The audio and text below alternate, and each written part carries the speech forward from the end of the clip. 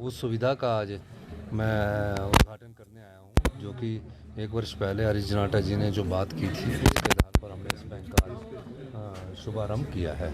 Sir, RDG grant जो बंद हुई है उसको लेकर क्या कोई विशेष सत्र बुलाने की भी मंशा है सर? देखिए, अभी 8 तारीख को कैबिनेट की मीटिंग है और ये कैबिनेट की मीटिंग पर चर्चा की जाएगी।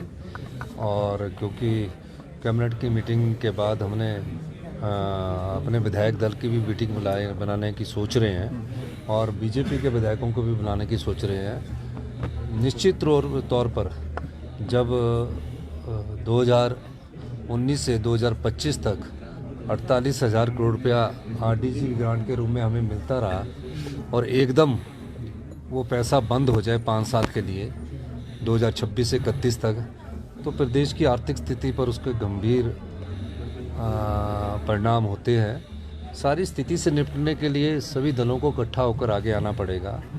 और जो प्रदेश था, इसका जो गठन था, पर्वतीय राज्य का जो गठन था, वो कभी भी रेवेन्यू सरप्लस के आधार पर नहीं किया गया था। जहां हमें आरडीजी ग्रांट बंद हो गई है, जो कि आर्टिकल 275 के आर्टिकल संविधान के आर्टिकल के तहत ये हमें मिलती है और 1952 से आरडीजी मिलती आ रही थी।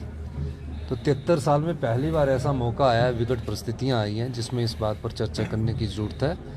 और मेरा ये मानना है कि इसमें पार्टी से ऊपर उठकर प्रदेश हित सर्वहित है। हिमाचल प्रदेश के हित के लिए हमें बात करनी पड़ेगी और ये लड़ाई सरकारों की नहीं है, ये लड़ाई हिमाचल की जनता की है। और उस जनता की लड़ाई में मैं भारतीय जनता पार्टी के विधायकों से भी अनुरोध करूंगा कि हम उनको 8 तारीख को प्रेजेंटेशन देना चाहिए, किस प्रकार इस इफेक्ट से हमने निपटना है और किस प्रकार प्रदेश की नीतियों में बदलाव लाकर और आत्मनिर्भर हिमाचल की कल्पना कैसे की जा सकती है। अंतर्राष्ट्रीय स्तर का और अंतर्राष्ट्रीय क्या राष्ट्रीय स्तर का भी कोई बड़ा एयरपोर्ट नहीं बना सके तो कितना टूरिज्म में हम इसको बढ़ावा कर सकते हैं। जहां आरडीजी का नुकसान हुआ वहाँ जीएसटी लगने का से भी हमको 2017 के बाद से नुकसान हुआ।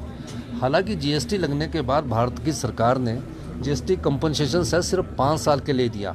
हर साल वो 2017 में 3200 करोड़ देते रहे और जून 2022 तक वो 3200 5 साल देते रहे और 16,000 करोड़ भारतीय जनता पार्टी की सरकार में जीएसटी कंपनसेशन सेस दिया। लेकिन जीएसटी कंपनसेशन जो है सेस के बाद भी प्रदेश के बाद वो 3200 करोड़ भी बंद हो गया। तो हिमाचल प्रदेश को भी जीएसटी के मामले में हमको इतना ज़्यादा जीएसटी आएगा नहीं, क्योंकि जीएसटी जो है वो कंज्यूमर बेस्ड है। कंज्यूमर बेस्ड का मतलब है कि जहाँ की जनसंख्या ज़्यादा होगी, जहाँ चीज़ें लोग ज़्यादा खरीदेंगे, वहाँ लगता है वो। तो इसका फ़ायदा तो यूपी, बिहार, उत्तराखंड, उनको वेस्ट बंगाल, महाराष्ट्र का हुआ। हमारी जनसंख्या तो 75 लाख है और 75 लाख से भी कम होने वाली है। तो हिमाचल प्रदेश में तो कभी जीएसटी का फ़ायदा ही नहीं होगा, तो उसके कारण भी प्रदेश को नुकसान हुआ है।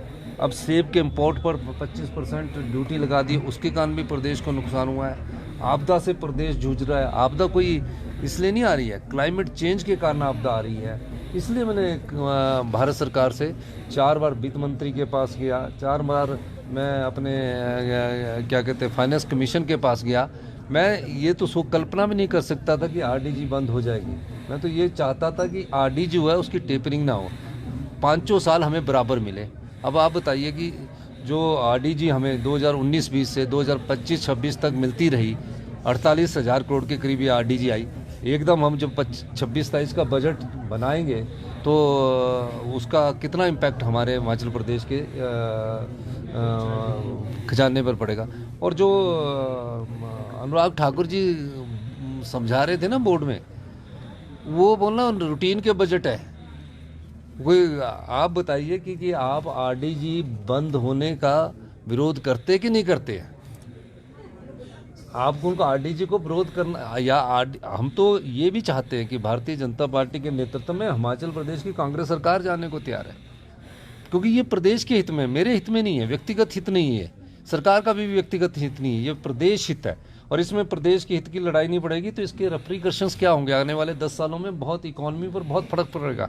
ये सब चीज़ों के लिए प्रदेश की जनता को भी तैयार होना पड़ेगा और हमें लंबे संघर्ष के लिए भी तैयार होना पड़ेगा। और मैं ये कहना चाहता हूँ कि जो हमें आज मैंने एक फैसला किया है कि जो जितने भी हिमाचल प्रदेश में बिजली के प्रोजेक्ट लगे हैं उनसे हम लैंड रेवेन्यू लेंगे। धन्यवाद। सर, पिछले कल विपक्ष ने बोला कि 17 राज्यों में आरडीजी खत्म, केवल हिमाचल अकेला नहीं है जिसकी आरडीजी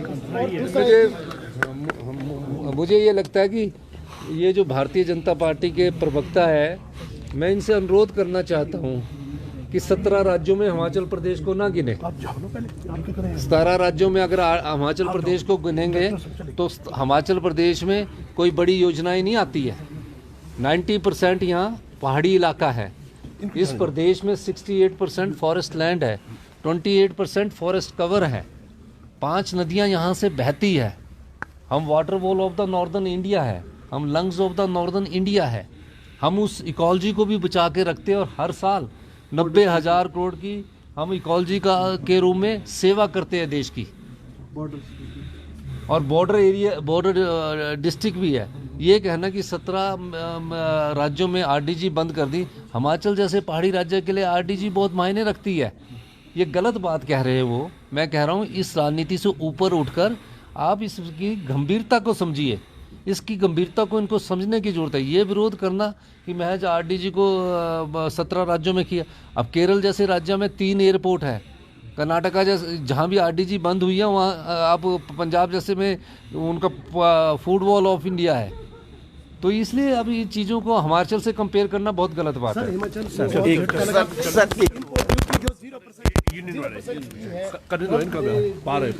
ट्रम्प द्वारा अमेरिका से जो हुई है, तो क्या उससे और नुकसान हिमाचल का होगा?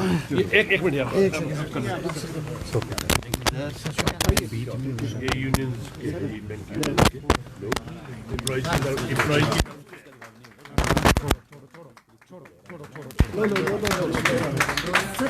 के